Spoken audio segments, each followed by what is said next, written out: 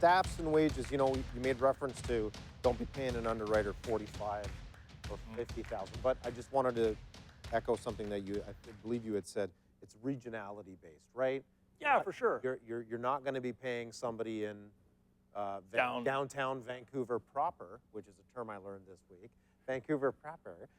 You're not going to be paying them $45,000 a year to be your underwriter. Not going to happen. Downtown Toronto, right? The two big cities, the most expensive cities. It's not going to happen. Right. In office versus home for less, and this is something that during the pandemic we saw people actually leave a high stress job. Maybe they were making 50, 55, 60 at their high stress job, and they decided, you know what, I'm going to take this job working from home for less because now I don't have to drive the car, fill up the tank, have insurance, all of that stuff. Yep.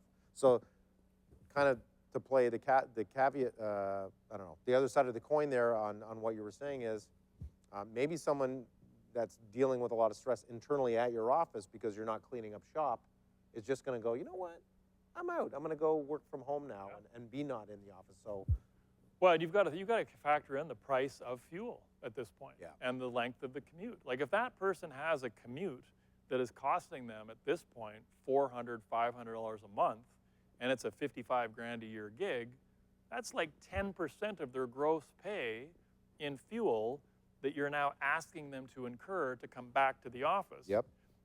And a lot of these roles, in particular underwriting and tech support, the support on blog posts and this sort of thing, these aren't roles that you actually really need the person in the office if they're experienced, if you've worked together for a long time.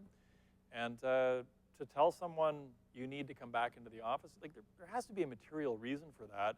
And I think there's got to be a material raise for that. You've got to offset that cost. Right. 3 years later, and that money has been reallocated. Like you're saying, the cost, the emotional, the stress of this person coming to you going, here's my 2 weeks notice, it's been a pleasure. All of a sudden you're like, wait a second, we got 10 deals in the pipe. I can't be in the office anymore because I'm out meeting my realtor partners. I'm out doing the things I'm supposed to. But now I got to be at my desk. Oh my God! And you got to recruit, train. Yep. Oh my God, the headache. Okay, as we were entering into recession, how do we prepare our business for that? Well, I'm myself am looking at making those buttons that were made back in the 80s. I'm not participating in the recession. Yeah. Is there really a recession in your world? If there is, why? Because at the end of the day, how many transactions do you need to keep your business going to have a solid year? And how many transactions are actually happening in your province? I guarantee the delta is on the order of tens of thousands more transactions will happen in a recessionary environment than you need to have your all-time best year ever. So at the end of the day, whether there's a recession or not a recession, it almost doesn't matter in our world because you've got so many clients who already have the house. The mortgage is coming up for renewal.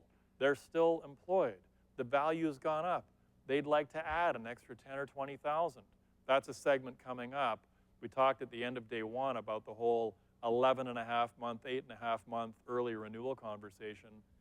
There's a ton of those conversations to be had. So I think the number one mistake I've seen one broker make already is letting key people go in anticipation of there being a recession, in anticipation of them participating in the recession.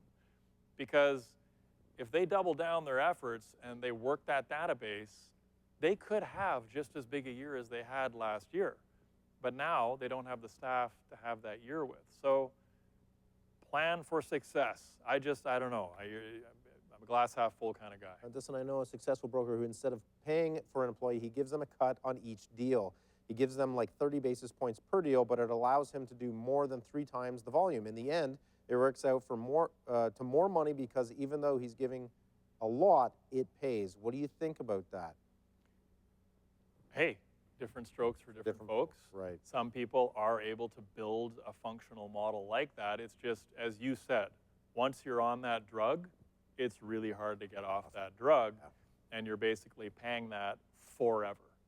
Because as soon as you decide to not pay it to somebody, you've created two classes of citizen, and when one runs into the other at a barbecue and gets chatting about how it's so great that you pay X amount of money on every file, the other one is like, I've referred a whole bunch of clients to them, and I've got some Timmy's gift cards. Like, what? You know, you just went to Maui with your family on the commission split? Like, what? So you're stuck. You're stuck in that rut forever. I don't think there's a need to go there. I don't believe that money motivates people as much as referring an expert, as the feeling of having referred an expert. I think this was pertaining to an underwriter, a split. Oh, sorry, yeah. A split of an underwriter. So an underwriter, Dustin, I'm gonna pay you $40,000 a year. Pardon me. But I'm gonna give you 20, 30 bips on every deal we fund for the year, and maybe I pay that out quarterly, maybe I pay that out monthly. I wasn't listening perfectly. That's okay. Okay, so shift gears to the underwriter piece. Here's the problem that I think exists that you create when you put your underwriter on a split comp model. It works well until it doesn't. And when it stops working, you kind of hit this serious roadblock, because the roadblock you hit is you grow and you grow and you grow, and now you need a second underwriter. You're so busy, you're so successful, you need a second underwriter. Okay, no problem, I'll just hire them and I'll do the same deal. Okay, but not every file funds. And so now you've got two people that are grabbing different files, and 1 month, one of them works 20 files, 10 of them fund. The other one works 20 files, 2 of them fund. You've got this huge imbalance. They both work 20 files to the end, but only 2 funded here, 10 funded there. They got paid unequally. They're not happy. Like, one person is definitely not happy about that. Not to mention, underwriter number 1 is going to resist you hiring underwriter number 2 because they don't want somebody eating their lunch, right? They don't want someone eating their lunch at all. So it becomes hard to scale that. And further, I would suggest that when you think about personality profiles, to a great extent, the underwriter is a strong C on that DISC profile. They like rules, they like consistency. They actually would, in most cases, prefer a regular paycheck. They want to know what they're getting paid, when they're getting paid. You do you, commission crazy person. I think it is personality based, really, on the person. You might get a sense of that. I just want my 2-week pay like clockwork, or what are we talking about? Maybe I'll work harder if I get a cut. You know, there's that person tends to be a potential broker in the making. Sure. Yep. Yeah. Because at a certain point, they start potentially looking at it going, hang on. Yep. 20 basis points, 15, 20, 30%, whatever you're talking about, at a certain point, they think to themselves, you know, I feel like I'm doing most of the work here. Yes. I feel like, because we all feel like we're the one doing most of the work, right? I mean, you've been doing most of the work for the past couple days, but then I feel like I've been doing most of the work. I think we need to talk about that, Dustin. Right? Exactly. Right? See? Exactly. and there's, you know, we all have that feeling like, hey, this wouldn't be the same without me. But clearly, the audience has spoken this morning. Right. Like, you have to be aware of that. Michelle, you say now is not the time to cut employees, which I feel is true, but then it also feels like a double-edged sword. I feel I'm trying harder to work my book of business and find leads to keep everyone employed. It's back to answering my phone on weekends and evenings to try to keep everyone working. How do we keep everyone working and not burning out? Solid question. It's a great question, and kudos to you for hanging on to people, because people are the hardest thing to replace. And I think that if you make that investment, and maybe you're eating ramen noodles for a few months yourself, but you're keeping your staff intact, you're keeping the machine going, I mean, that says a lot to your staff. It says, like, hey, I believe we're going to get through this. You know, yes, macro recession, yes, macro numbers are coming down, but record immigration, 2023 sales still higher than 2019. Like, there's still a lot of positive pieces of the puzzle. And guys, there's 200,000 potential mortgage transactions here in the province of BC.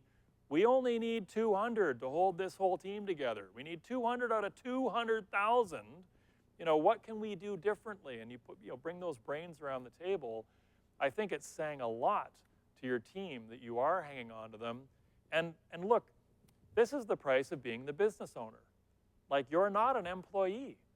You are the business owner. You are the boss. And if you're starting to scale and build a team, and that's what you want to do, and you want to build out a staff, these are some of the pains. I mean, I remember the previous business I was in before this so well. I mean, I was having flashbacks of it on New Year's Eve coming into this event where I used to spend $100,000 every month. I was committed. The $100,000 was flowing out every month for at least about a 3 or 4 month lead time before I could really scale it back in any significant way. So that machine was just going. So I woke up on the first of the month and I would think, wow, I got to earn $100,000. Like, this machine needs to earn $100,000 Just to break even. for everybody else just before I get a penny. Yep. You know, they talk about tax freedom day, right? Like, when you're no longer working to pay the government, like halfway through the year. I mean, there's overhead business owner freedom day, and it's usually the 28th, 29th day of the month in a lot of businesses. Like, you make your money the last 2 or 3 days of the month. That's the reality. And some months, there's, you know, not enough month left